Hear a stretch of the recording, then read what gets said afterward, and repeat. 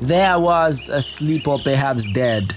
My body was empty, my spirit had fled. I was going up with no hopes of coming down. I was breaking the law of gravity. To be concise, this was paradise. I felt so happy treading this long foretold path of bliss. I was about to meet my long-awaited savior, the Prince of Peace. Then I saw this dazzling light emitting from this being. With a joyful heart, I let out this green. Finally, I was one-on-one with my king as we toured this land of bliss. But just then he took me down to the abyss. Hell is an eyesore, and I'll tell you all that my eyes saw. I saw agitated souls crying for help. I saw tortured people begging for a change. I saw people craving death, but dead men don't die twice. It was a place of anguish and misery for the same people he paid the price for at Calvary. I cried more than ever. I tried to reach out to this once, but I couldn't. He looked away and then a teardrop rolled down his cheek. How can the judge of all be this meek?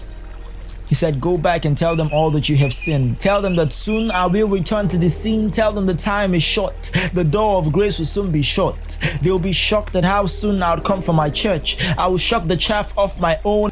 If they choose not to listen, boy, I'll raise up stones. Tell them that I have given them right standing to be rightly standing by the right hand of the Father. I fought the fight for them to be fortified. Tell them that I love them, and I'll place no one above them. Right at my feet is where they would find mercy. I am the greatest of all time. Tell them that I am the only way, so they do not back the wrong horse. Tell them my second coming will not just be the end of a beginning, but the beginning of an end. Let them know that this is the master's piece. Tell them that they are my masterpiece and they are incomplete if I am not their centerpiece.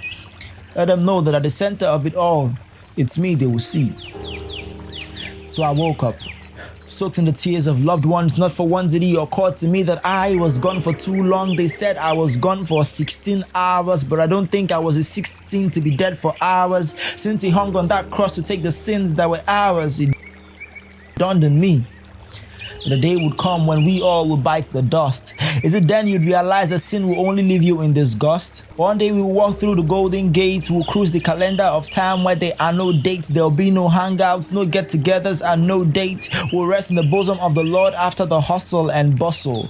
Your love for the lost will earn you crowns, not your love for lost. Those scandals will not matter to that man in sandals, because the lifestyle of the just will just be justified. It will be a land full of milk and honey, so why not pick that heavenly Jerusalem over your lust for money? This is to the Lamb that was slain, to the price that was paid. He also placed you in the scene to act out your script, so why struggle to be you?